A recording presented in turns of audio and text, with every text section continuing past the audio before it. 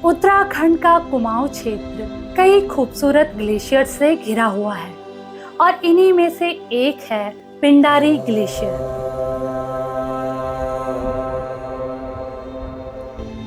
आज मैं जाने वाली थी पिंडारी ग्लेशियर के ट्रैक पर।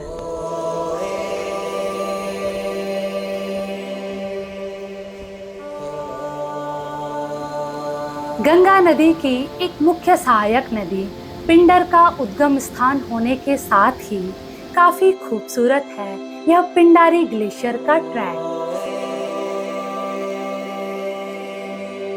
खाती गांव से शुरू होने वाले इस ट्रैक पर आने वाले अनोखे पड़ाव व अनगिनत झरने आपको मंत्रमुग्ध तो करते ही हैं, लेकिन खराब मौसम में ट्रैक पर गिरते ओले और लंबा रास्ता फूलों से ढके इस पिंडारी ट्रैक को भी थोड़ा कांटेदार बना देते हैं।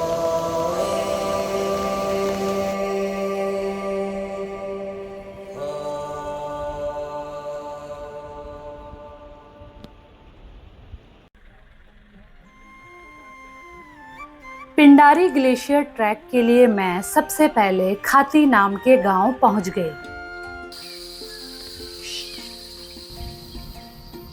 खाती उत्तराखंड के बागेश्वर जिले का एक छोटा सा गांव है जो बागेश्वर शहर से लगभग 50 किलोमीटर दूर है।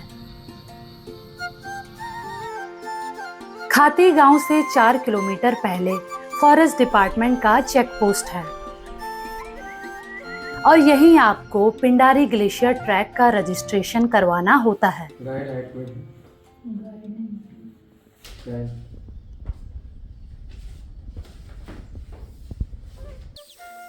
रजिस्ट्रेशन कराने के बाद मैं खाती गांव पहुंची और अपने होम स्टे के लिए चली गई।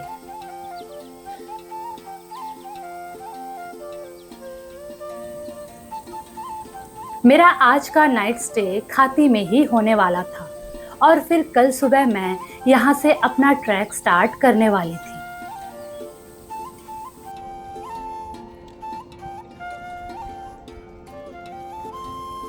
तीन बजे के बाद यहाँ बहुत तेज बारिश होने लगी जो देर शाम तक रही।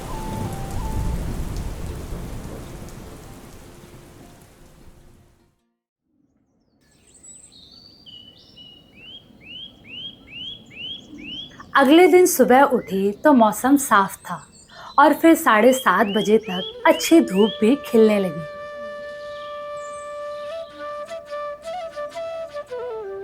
मेरी टीम के एक और मेंबर यहाँ पहुँच चुके थे और ये थे खिलाफ कुमार जी जो कि यहीं के रहने वाले थे और इस ट्रैक में मेरे गाइड व पोर्टर होने वाले थे।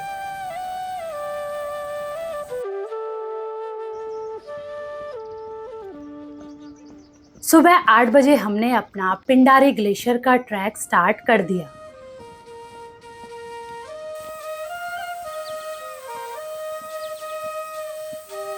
अपने होम स्टे से कोई 200-300 मीटर आगे जाने पर ही सामने कुमाऊं मंडल का रेस्ट हाउस बना है।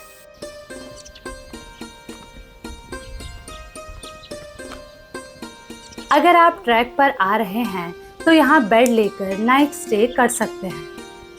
वैसे यहाँ आपको कुछ बेसिक फैसिलिटीज ही मिल सकती हैं।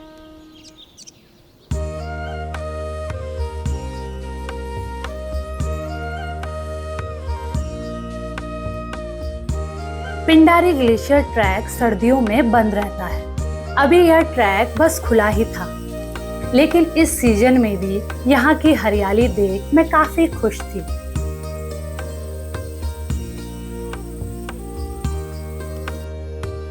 अभी मैंने इस ट्रैक पर ऐसी ग्रीनरी एक्सपेक्ट नहीं की थी।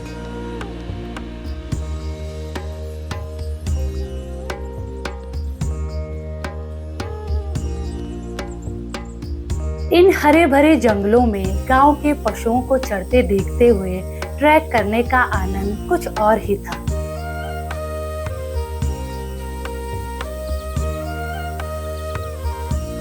खाती से निकलने के बाद पहला आधा किलोमीटर का ट्रैक हल्की चढ़ाई वाला है और फिर इसके बाद अगले 2 किलोमीटर का ट्रैक नीचे की तरफ जाता है।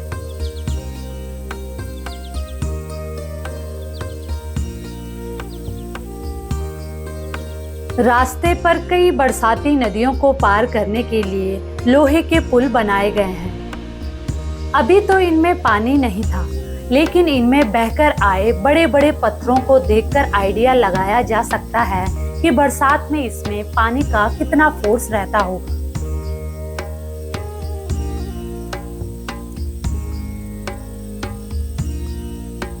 खाती के 1 किलोमीटर बाद हमारे गाइड ने एक रास्ता दिखाया, जो कि पिंडारी ट्रैक का पुराना रूट हुआ करता था। 2013 में आई आपदा में यह रूट टूट गया। उसके बाद दूसरी तरफ से नया रास्ता बनाया गया।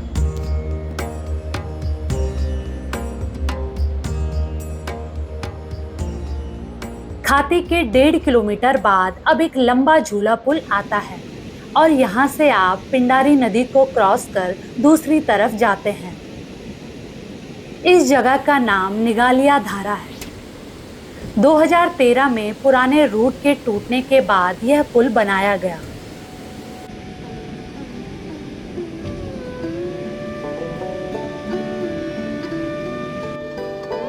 चारों तरफ हरे भरे जंगलों से ढके इस पुल पर थोड़ा देर रुककर आप यहाँ से पिंडारी नदी को और करीब से देख सकते हैं।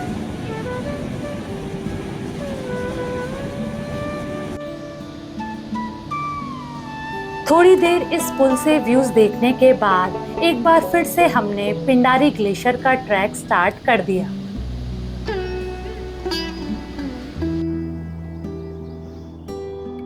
पिंडारी ग्लेशियर ट्रैक 3 से 4 दिन में पूरा होता है। हमें आज खाती से 13 किलोमीटर का ट्रैक कर द्वाली नाम की जगह पहुंचना था और फिर वहां से दूसरे दिन 5 किलोमीटर का ट्रैक कर फुरकिया नाम की जगह पर पहुंचना था। तीसरे दिन फुरकिया से 5-7 किलोमीटर का ट्रैक कर पिंडारी ग्लेशियर के दर्शन कर वापस फुरकिया और फिर चौथे दिन वापस खाती का ट्रैक करना था।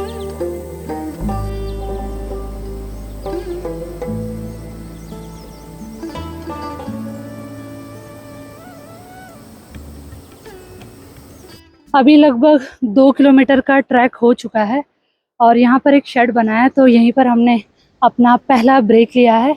अब यहाँ पे थोड़ी देर रेस्ट करेंगे और फिर जो है अपना ट्रैक कंटिन्यू करेंगे।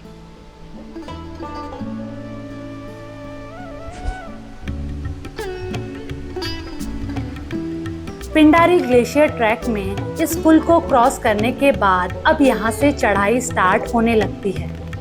अब यहाँ से आगे के ट्रैक का ज्यादातर भाग चढ़ाई वाला ही होने वाला था।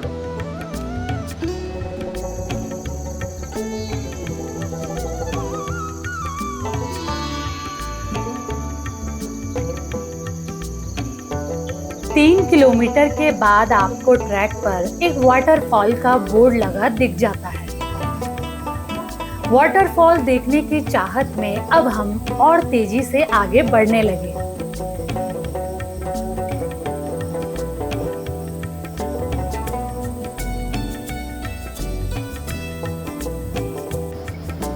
चलते चलते 1-1.5 किलोमीटर का ट्रैक हो गया।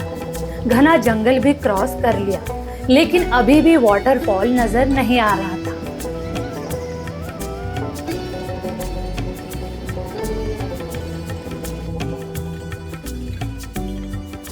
फाइनली उस बोर्ड से 2 किलोमीटर आगे आने के बाद मैं झरने के पास पहुंच गई।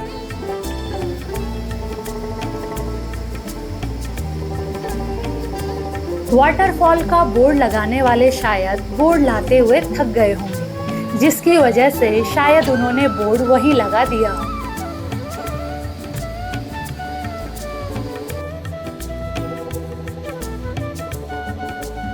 वैसे ये झरना काफी खूबसूरत दिख रहा था और झरने के पास ही एक ढाबा भी है।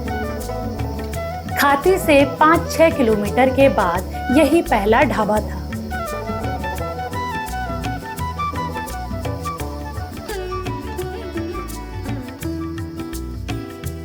यह ढाबा खड़क सिंह जी का है। जब हम पहुंचे तब उनका खुद का ही नाश्ता चल रहा था।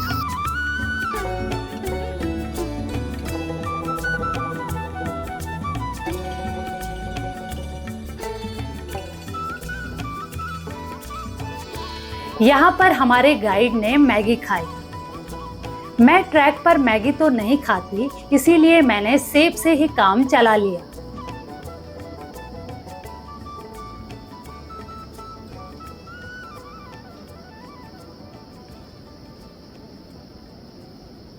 पंद्रह मिनट इस ढाबे पर रेस्ट के बाद अब एक बार फिर से हमने अपना ट्रैक स्टार्ट कर दिया।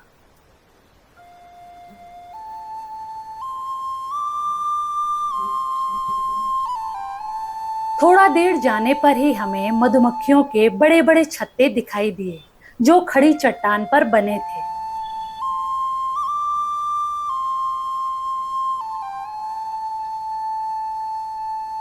हम यहाँ से यह शुद्ध शहद जरूर ले जाते, लेकिन फिर परिणाम का सोचकर सीधा आगे बढ़ दिए।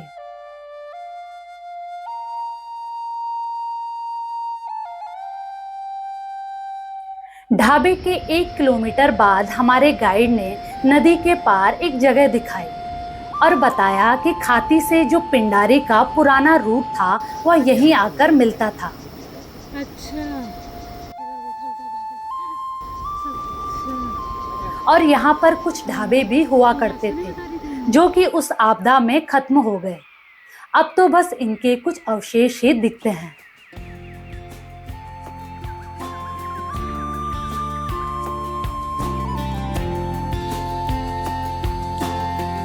आगे का रास्ता पूरी तरह से घने जंगलों से होकर गुजरता है। चारों तरफ बस बांस के ही पेड़ नजर आ रहे थे।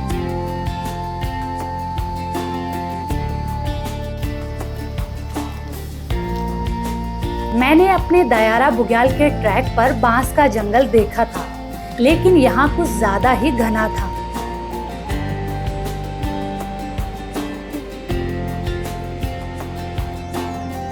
लगभग 12 बजे हम खाती से 7-8 किलोमीटर का ट्रैक पूरा कर चुके थे। यहाँ पर एक टिन शेड बना हुआ था, तो थोड़ा देर रेस्ट करने के लिए हम यहाँ पर बैठ गए।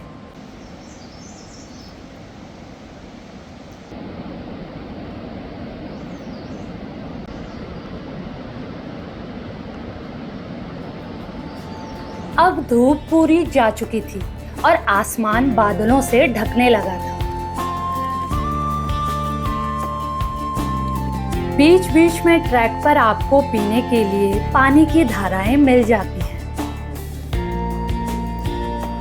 जब आप ट्रैक पर थके हों तो प्राकृतिक स्रोतों से निकलती ये ठंडी पानी की धाराओं का स्वाद अमृत के समान ही लगता है।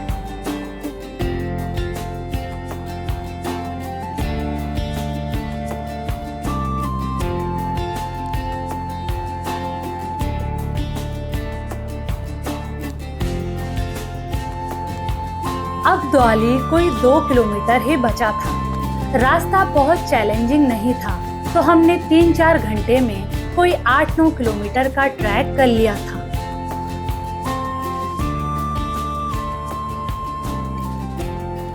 और फिर अचानक ही बारिश होने लगी। हमने एक जगह पर रुककर अपने रेनकोट और छाते निकाल लिए।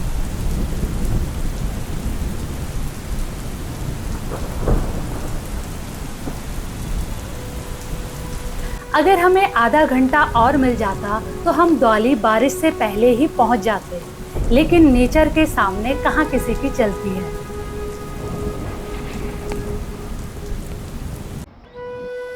इस खूबसूरत मौसम में हल्की बारिश के बीच जंगलों से निकलकर छोटे छोटे नालों और पुलियाओं को पार करते इस पिंडारी ग्लेशियर ट्रैक का मजा कुछ और ही था।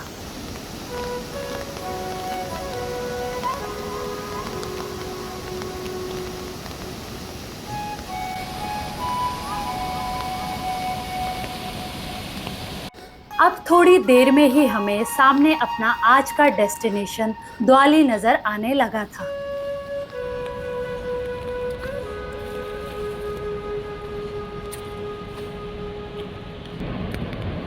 सामने बहुत बड़ा बोल्डर एरिया था, जहां ऊपर पहाड़ों से बड़े बड़े पत्थर गिरकर जमा हुए थे।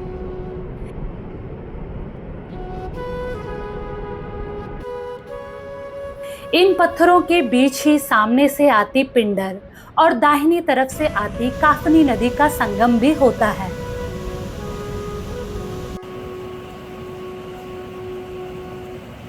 इस संगम के ठीक सामने 2-3 टिन के छप्पर बने दिखते हैं, जो कि द्वाली में स्टे के ऑप्शंस थे।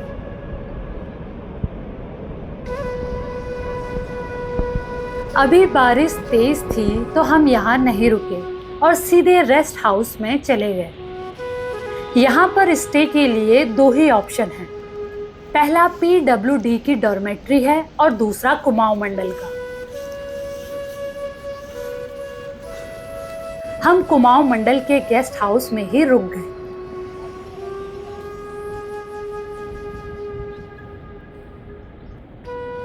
शाम को एक बार फिर धूप आई और मैं चाय पीने के लिए किचन एरिया में चली गई और यहाँ मेरी मुलाकात हुई हरक सिंह जी से, जो यहाँ अकेले ही कुमाऊं मंडल का काम संभालते हैं।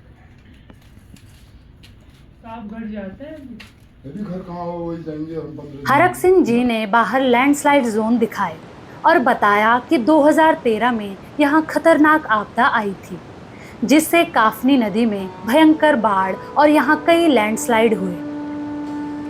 यहाँ आने जाने वाले सारे रास्ते टूट गए। पिंडारी ट्रैक पर आए काफी लोग 10 दिन तक यहीं पर फंसे रहे और उसके बाद ही उन्हें यहाँ से बचाया जा सका।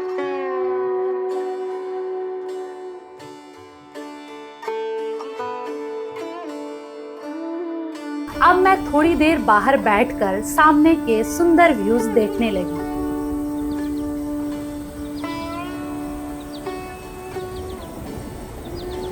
ऐसे शांत माहौल और प्रकृति की अनोखी सुंदरता के बीच जब इंसान बैठता है तो ना चाहते हुए भी वह अपनी लाइफ के बारे में सोचने ही लगता है। खैर, यहाँ के व्यूज देख अपनी लाइफ के बारे में सोचने वाली मैं अकेली नहीं थी।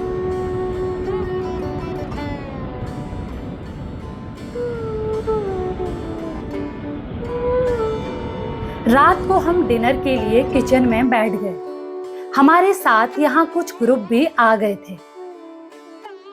यहाँ स्टोव या गैस की सुविधा नहीं मिल पाती, तो सारा काम चूल्हे में ही होता है।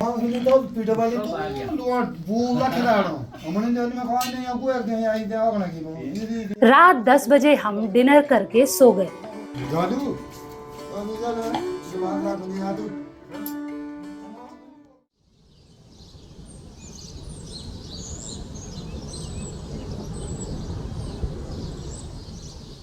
ये है डे 2 द्वाली में और यहाँ से हमारा अगला पड़ाव होगा फुरकिया और फुरकिया से आगे ट्रैक करेंगे हम पिंडारी ग्लेशियर का।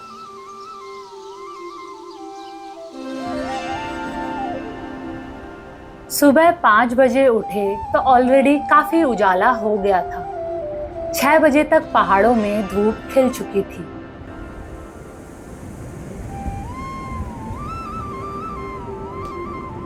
दूर नंदा देवी पीक के दर्शन होने लगे थे।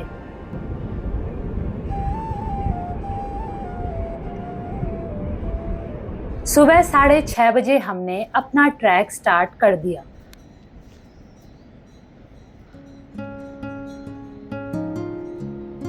हमें अभी यहाँ से 5 किलोमीटर का ट्रैक कर फुरकिया और फिर 5-6 किलोमीटर का और ट्रैक कर पिंडारी बाबा के आश्रम तक जाना था, जहां से पिंडारी ग्लेशियर दिखता है।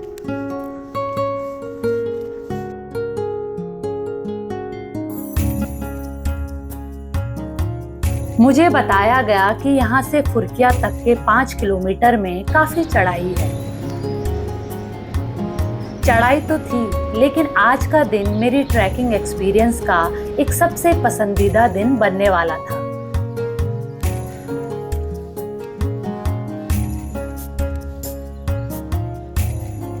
द्वाली से ही रास्ता घने जंगलों से होकर जाता है और आधे किलोमीटर के ट्रैक के बाद ही हमें आज का पहला झरना दिखने लगता है।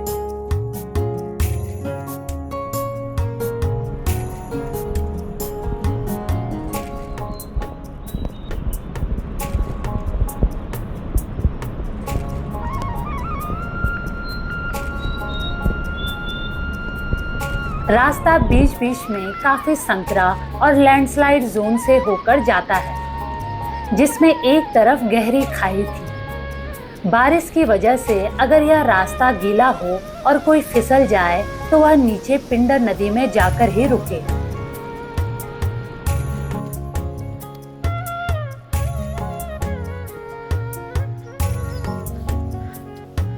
द्वाली से 1 किलोमीटर के ट्रैक के बाद एक टूटा फूटा टिन का रेस्टिंग शेड दिखा। गाइड ने बताया कि सर्दियों में यहाँ इतना ज्यादा स्नोफॉल होता है कि उससे शेड ही टूट गया।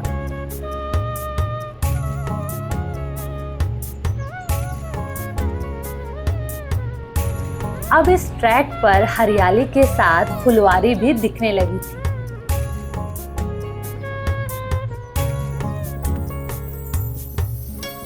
ट्रैक के दोनों तरफ रंग बिरंगे फूलों के छोटे बड़े पेड़ पौधे उगे थे। पहली नजर में यह मॉनसून के बाद आने वाला सीजन लग रहा था।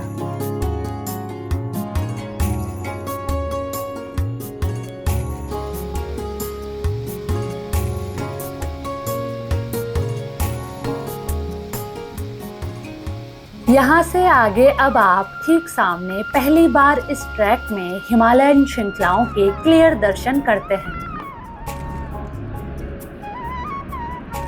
हालांकि इस ट्रैक पर पिंडारी ग्लेशियर आपको ट्रैक के अंतिम पड़ाव के पास जाने पर ही दिखता है।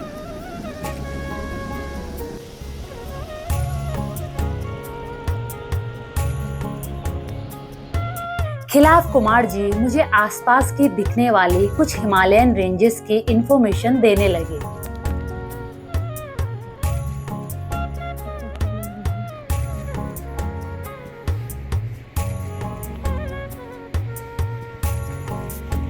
द्वाली से 2 किलोमीटर के ट्रैक के बाद एक जगह लोहे की बेंच दिखाई दी, तो मैं थोड़ा देर वहीं बैठ गई।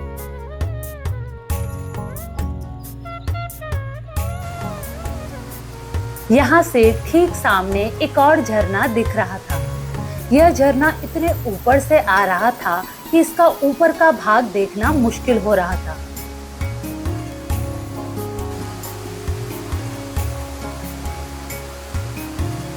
मॉनसून के सीजन में ये झरने कैसे दिखते होंगे, इसकी तो हम बस कल्पना ही कर सकते हैं, क्योंकि मॉनसून के सीजन में भी यह ट्रैक बंद ही रहता है।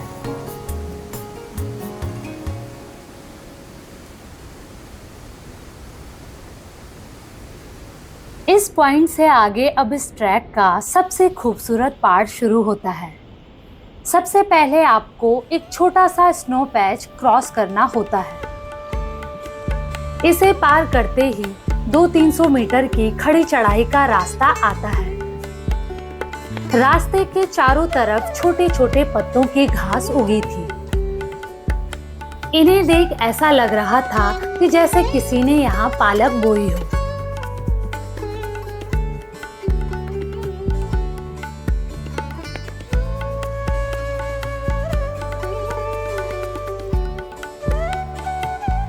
इस खड़ी चढ़ाई को पार करते थकान लगी तो हम बीच में ही एक पत्थर पर बैठ गए।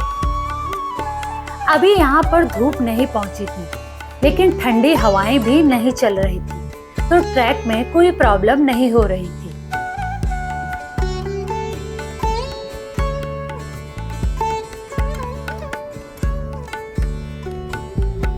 पाँच मिनट के ब्रेक के बाद एक बार फिर से हमने चढ़ाई शुरू कर दी और थोड़ी देर में ही हम एक बड़े मैदान में पहुंच गए, जो पूरा पालक की तरह दिखने वाली घास से भरा था।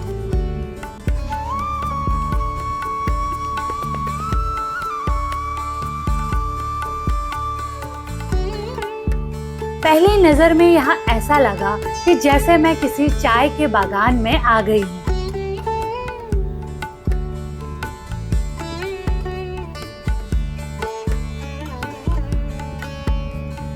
बताया गया कि इस घास को लोकल भाषा में खोड़ी कहते हैं। यह घास अभी तो छोटी ही थी, जो मॉनसून के आते आते 4-5 फीट तक बढ़ जाती है। इसे यहाँ के जानवर भी नहीं चढ़ते, तो इसका कोई यूज भी नहीं हो पाता।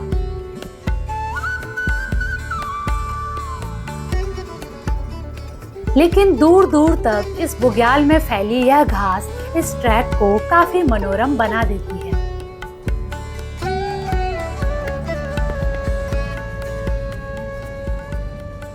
वीडियो में आगे बढ़ने से पहले मैं थैंक यू करना चाहूंगी कनाडा में रहने वाले चंदन मद्दाना जी का, जिन्होंने मेरे इस ट्रैक में कंट्रीब्यूट किया।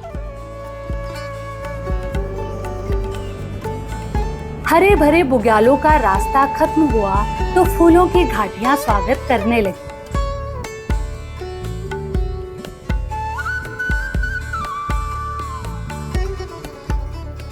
रास्ते के दोनों तरफ अब अलग अलग रंगों के पेड़ पौधे मिलते हैं। ये पेड़ फूलों से लदे हुए थे।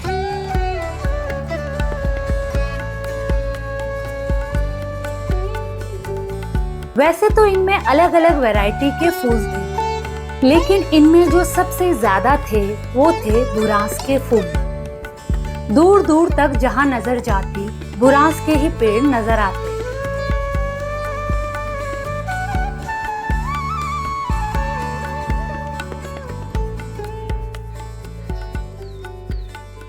ट्रैक में आगे जाने पर अब वह दृश्य आते हैं जिसके लिए लोग दूर दूर से यहाँ चलकर आते हैं, और वो है हिमालयन ग्लेशियर्स और उन ग्लेशियर से निकलती नदियाँ।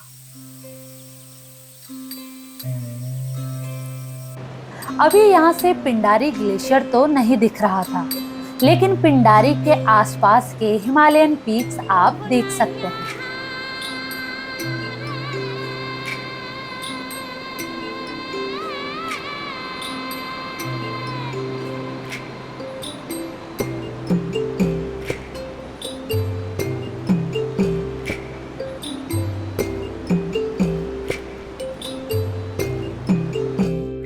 यहाँ से आगे अब हर एक पॉइंट व्यू पॉइंट ही लगता है, क्योंकि हर एक पॉइंट से आपको मनमोहक व्यूज दिखते हैं।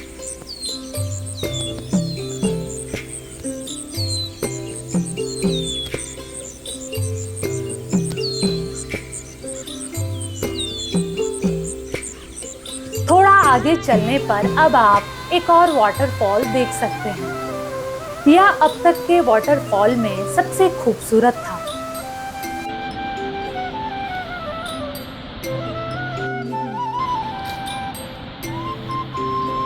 यह वाटरफॉल नीचे आकर पिंडारी नदी में जहां मिल रहा था, वहां पर नदी में बर्फ की एक मोटी परत जमी हुई थी। ऊपर से गिरते इस झरने का पानी बीच में ही कहीं उस बर्फ की लेयर के नीचे से बह रहा था।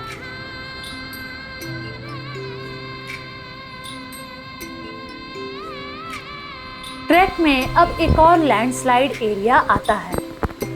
मेरे गाइड ने इस हिस्से को जल्दी पार करने के लिए कहा, क्योंकि इस रास्ते में कभी भी ऊपर से पत्थर लुढ़क आने का डर था।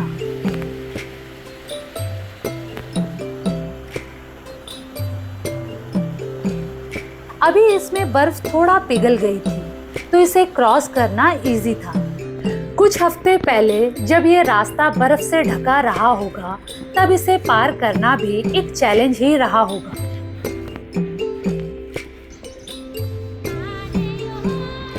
मिट्टी और पत्थर से भरे इस रास्ते के हिस्से को जब आप क्रॉस करके ऊपर आते हैं, तो उसके तुरंत बाद ही फूलों से सजा रास्ता आपका स्वागत करता है। यहाँ पर रास्ता लाल रंग के फूलों से ढका था। आगे गुजरते यहाँ पर एक राजसी फीलिंग आ रही थी।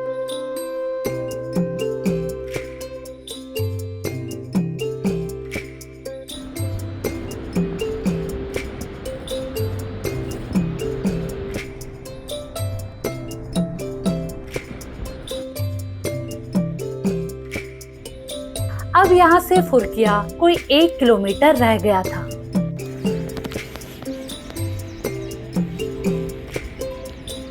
आधा किलोमीटर और चलने के बाद अब मुझे कुछ टिन के शेड बने दिखाई दिए, जो फुरकिया था।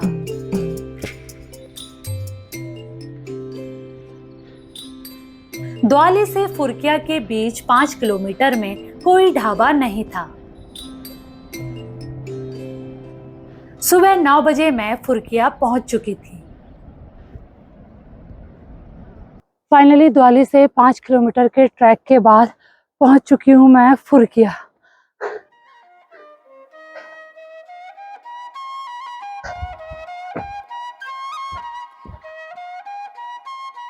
यहाँ पर रहने के 3-4 ही ऑप्शंस हैं जिनमें आप बेड ले सकते हैं। इनमें से एक कुमाऊं मंडल का है।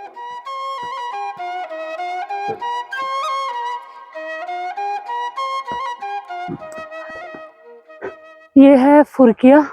यहाँ आपको स्टे के ऑप्शंस मिल जाते हैं। सारे होम स्टे बने हुए PWD के और KMBN के भी।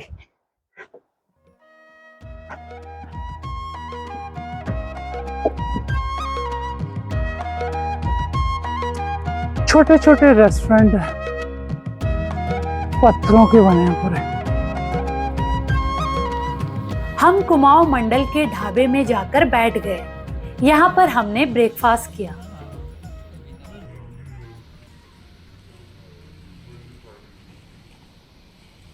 यहाँ पर अब अगले 2-3 दिन क्लाउडी और बारिश वाले मौसम का अनुमान था, इसीलिए हमने आज ही आगे जाकर पिंडारी ग्लेशियर देखने का डिसाइड किया।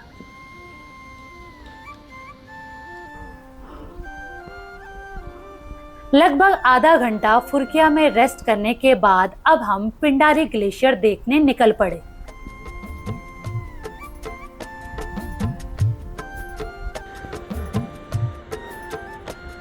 फुरकिया से निकलने पर पहले 200 मीटर का रास्ता खड़ी चढ़ाई वाला है और फिर उसके बाद आपको एक बड़ा स्नो पैच क्रॉस करना होता है। इसे देखकर ऐसा लग रहा था कि जैसे ऊपर से कोई छोटा एवलांच आकर यहाँ पर रुक गया हो।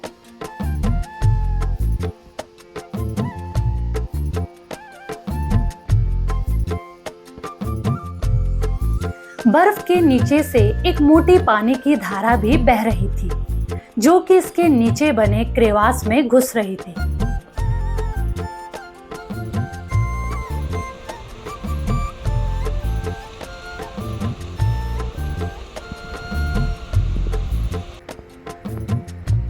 थोड़ा और चढ़ाई करने के बाद अब सामने एक बड़ी घाटी दिखने लगती है, जिसमें छोटी छोटी घास उगी थी। उससे यह पूरा मेडो ग्रीन नजर आ रहा था।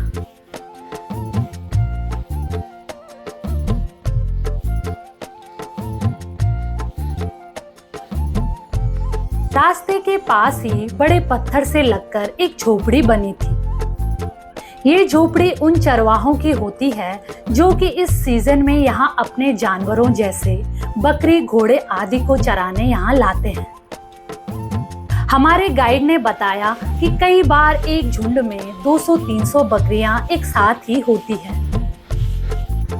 कुछ महीने यहाँ घास चरकर फिर वो वापस अपने गांव की तरफ चले जाते हैं।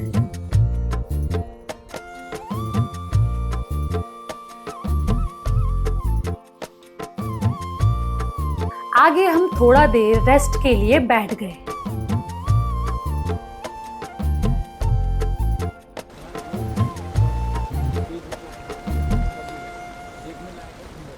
यहाँ से एक तरफ घाटी और दूसरी तरफ हिम शिखर नजर आ रहे थे।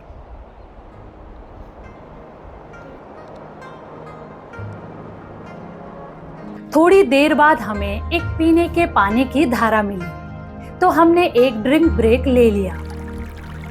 यह पानी ऊपर ग्लेशियर से आ रहा था, जिसकी वजह से ये काफी ठंडा था।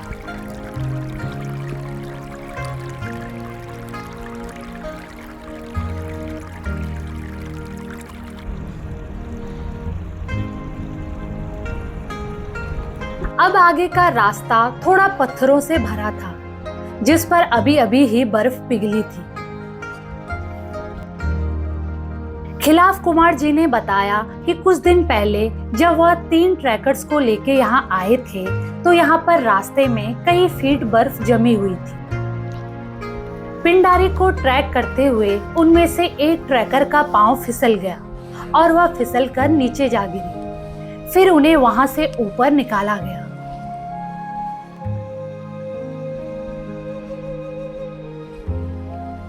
इसके बाद फिर वो ग्रुप अपने आगे का ट्रैक कैंसिल कर यहीं से वापस फुरकिया चले गए।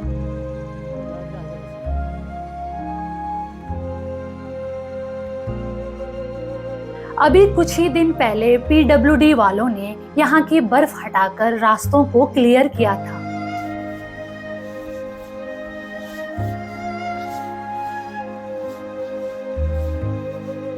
ट्रैक पर चलते हुए आपको सामने पहाड़ियों पर कुछ छोटे छोटे झोपड़े बने दिखते हैं।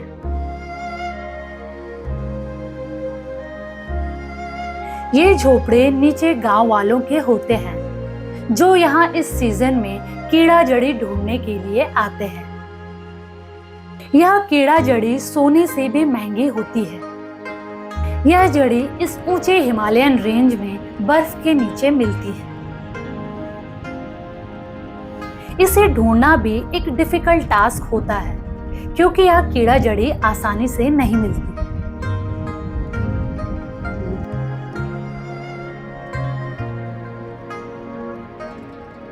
गांव के लोग महीने भर इन झोपड़ों पर रहकर पिघलती बर्फ में इस जड़ी को ढूंढते हैं। कई बार इसके बाद भी उन्हें यह जड़ी नहीं मिल पाती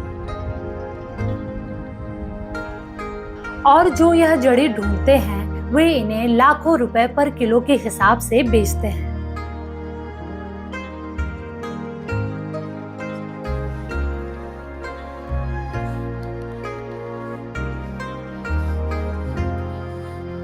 फुरकिया से कोई 5-6 किलोमीटर के बाद अब आपके दाएं बाएं बड़े हिम शिखर मिलने लगते हैं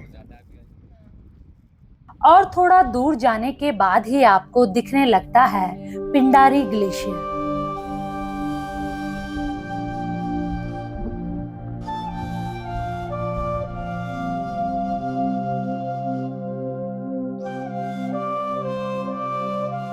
और यहाँ पे पिंडारी ग्लेशियर के दर्शन आपको हो जाते हैं। वो रहा पिंडारी ग्लेशियर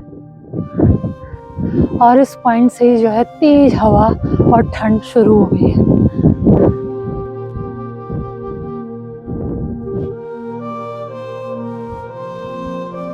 वैसे हमारा फाइनल डेस्टिनेशन पिंडारी बाबा का आश्रम कोई 20-25 मिनट दूर ही था, लेकिन हम थोड़ा देर यहीं रुक गए क्योंकि यहीं से पिंडारी ग्लेशियर व आसपास के काफी अच्छे व्यूज दिख रहे थे।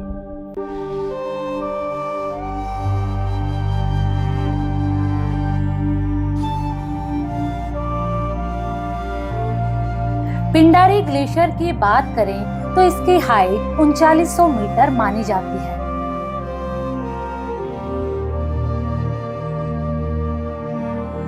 तो ये है मेरे पीछे पिंडारी ग्लेशियर और वहीं से जो है एक नदी बहती हुई आ रही है नीचे की तरफ। इस नदी का नाम है पिंडर। तो पिंडर नदी का उद्गम स्थान हो गया पिंडारी ग्लेशियर।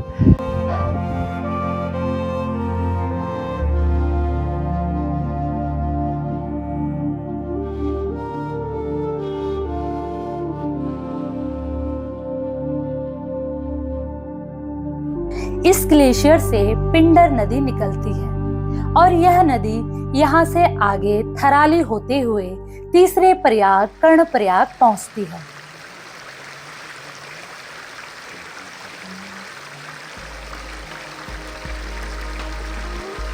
कर्णप्रयाग में इस नदी का संगम अलकनंदा से होता है।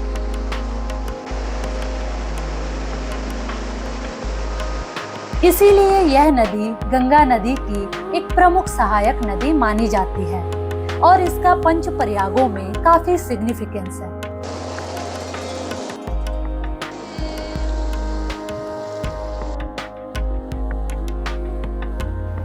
कर्णप्रयाग में अलकनंदा नदी से संगम के बाद यह नदी आगे अलकनंदा के नाम से ही जानी जाती है, जो आगे देवप्रयाग में गौमुख गंगोत्री से आती भागीरथी नदी से मिलकर गंगा नदी का स्वरूप लेती है।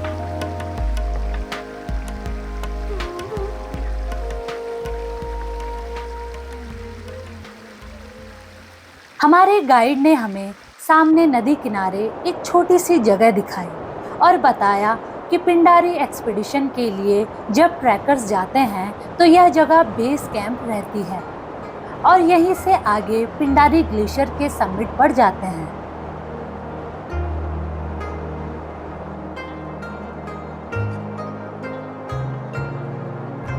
हमें यहाँ बैठे और कहानियां सुनते सुनाते लगभग 1 घंटा हो गया था। ऊपर से कुछ कीड़ा जड़ी ढूंढने वाले लोकल लोग नीचे को आ रहे थे। उन्होंने बताया कि पिछले कुछ महीनों से पिंडारी बाबा का आश्रम बंद है और वो यहाँ अभी नहीं आए हैं। उन्होंने बताया कि आगे का रास्ता भी खराब है, तो हमने आगे जाकर टाइम वेस्ट न करने के बजाय यहीं से पिंडारी ग्लेशियर को कुछ और देर निहारने का डिसाइड किया।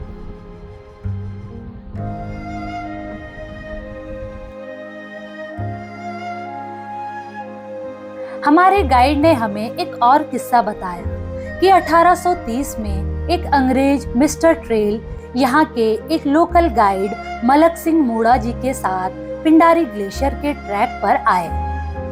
पिंडारी ग्लेशियर के पास पहुंचने के बाद रास्ता न मिलने की वजह से वह अंग्रेज तो वहां से वापस लौट आया, लेकिन मलक सिंह जी आगे बढ़ते हुए इस पूरे ग्लेशियर एरिया को पार करने के बाद सीधा मुंशियारी निकल गए।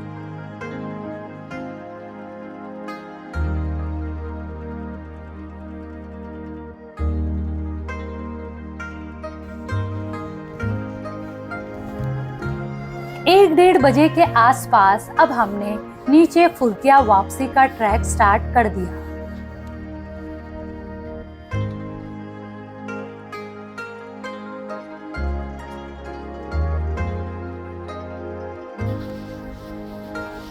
इस ट्रैक पर अगर आप आ रहे हैं तो यह ध्यान जरूर रखें कि अगर आप ट्रैक पर कुछ कोल्ड ड्रिंक या स्नैक्स पसंद करते हैं तो वह आप खाती से ही लेकर चलें, क्योंकि अगले 2-3 दिन आपको ट्रैक पर दुकानें नहीं मिलती।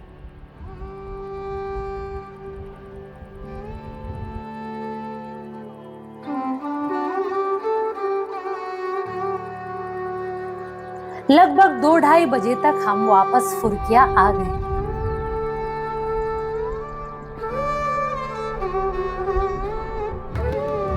अभी तक हमारा कोई 16-17 किलोमीटर का ट्रैक हो चुका था। अभी हमारे पास थोड़ा टाइम था, तो हमने 5 किलोमीटर का और ट्रैक कर नीचे द्वाली पहुंचकर वहीं नाइट स्टे करने का डिसाइड किया।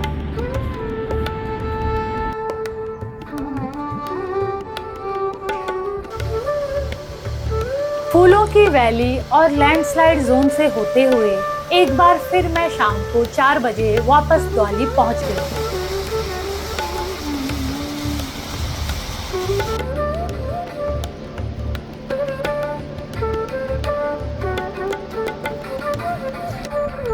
आज भी मैं यहाँ कुमाऊं मंडल के गेस्ट हाउस में रुक रही थी।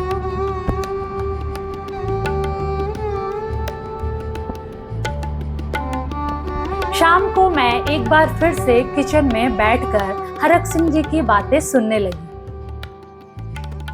वैसे हरक सिंह जी की कुकिंग काफी फास्ट थी। वो 10 मिनट में ही सब्जी काट व बनाकर साइड कर देते। अगर हाँ जल्दी करीब 6-7 बजे पहुँच जाते ना तो बुकिंग करनी, बाद में तो बुकिंग करनी चाहिए। क्या प्रॉब्लम है? बने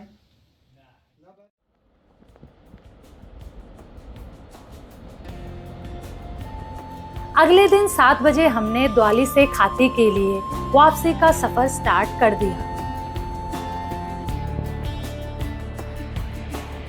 यहाँ हम पहले बोल्डर वाले एरिया में गए और फिर वहां से काफनी नदी पर बने एक लकड़ी के पुल से यह नदी क्रॉस की।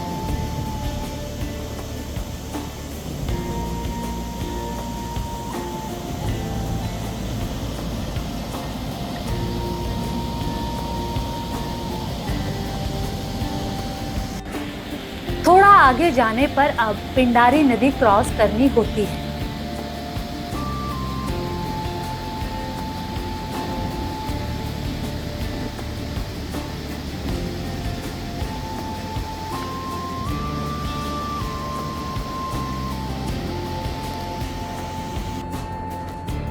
आप चाहे तो द्वाली से ही काफनी ग्लेशियर का ट्रैक भी कर सकते हैं। अभी यह ट्रैक खराब रास्तों की वजह से बंद था।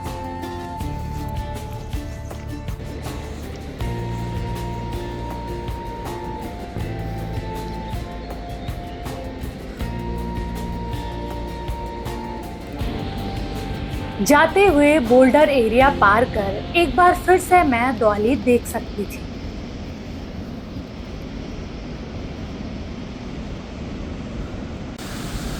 मेरा यहाँ का स्टे इस जगह की फैसिलिटीज के हिसाब से एक्सपेक्टेशन से ज्यादा अच्छा रहा।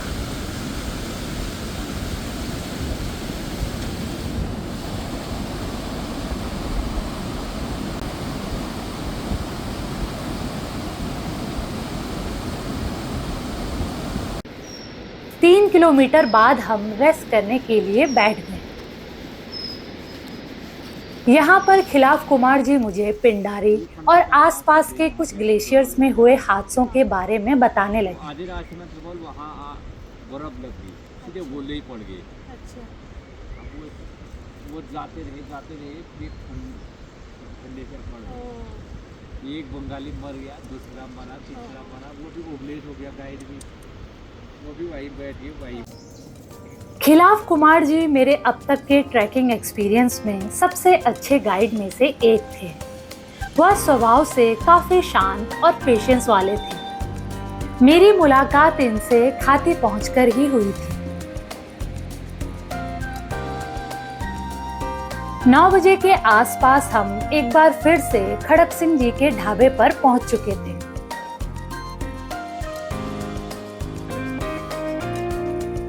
यहाँ पर हमने अपना ब्रेकफास्ट किया।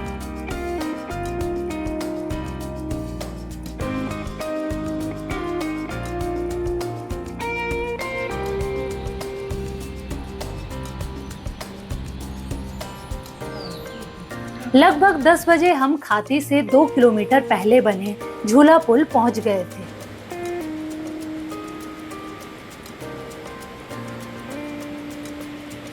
अभी टाइम बहुत था तो हमने यहाँ पर कुछ फोटोज व वीडियोज लिए।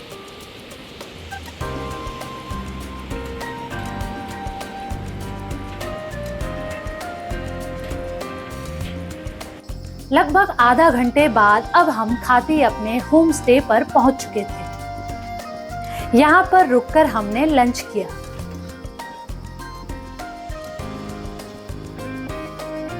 पहले मेरा प्लान आज यहीं रुकने का था, लेकिन अभी पूरा दिन पड़ा हुआ था तो मैंने आज ही यहाँ से वापस बागेश्वर जाने का डिसाइड किया। होम स्टे से खिलाफ कुमार जी मुझे सामने दिखने वाले गांव के बारे में बताने लगे। खाती के ठीक सामने वाली पहाड़ी पर ओखलिया गांव है और उसके ठीक सामने पंगल खेत था।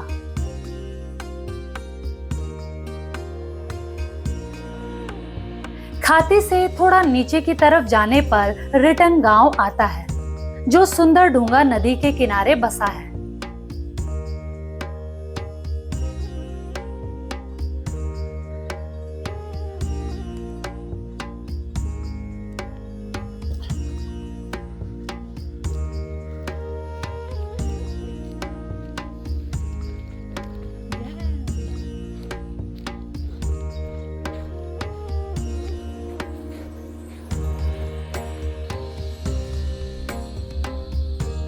और 12 बजे लंच करके मैंने इस खूबसूरत खाती गांव से बागेश्वर के लिए अपना सफर शुरू कर दिया।